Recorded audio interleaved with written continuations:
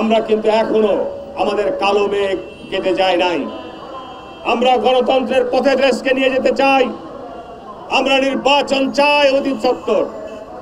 আজকে আমি মনে করেছিলাম যে নির্বাচনের একটি কালো মেঘ হয়তো কেটে গেছে, কিন্তু লন্ডন বৈঠকের পর মাননীয় প্রধান উপদেষ্টা আমাদের পার্টির অ্যাক্টিং চেয়ারম্যানের সঙ্গে বৈঠক করে ঘোষণা দিয়েছিলেন যে মধ্য ফেব্রুয়ারির পূর্বেই বাংলাদেশে জাতীয় নির্বাচন অনুষ্ঠিত হবে।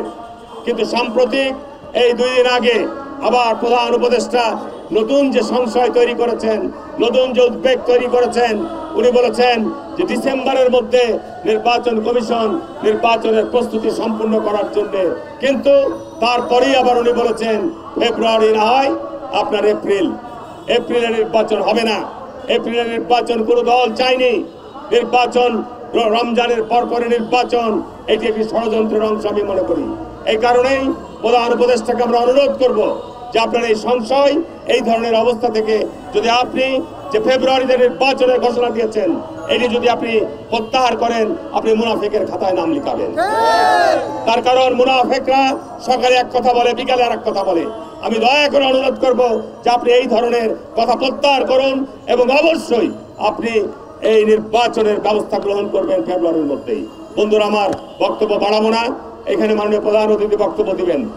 সর্বশেষে আমি যেটি বলতে চাই, বাংলাদেশে আজকে কালো মেঘ এখনো কেটে যায় নাই। নির্বাচন নিয়ে সংশয় এখনো রয়েছে। কে বলছে পিয়ার পদ্ধতি চাই, কে বলছে নাকি নির্বাচনের এখনো পরিবেশ নাই, কে বলছে বিচার শেষ না পর্যন্ত, সংস্কার না পর্যন্ত নির্বাচন হবে না।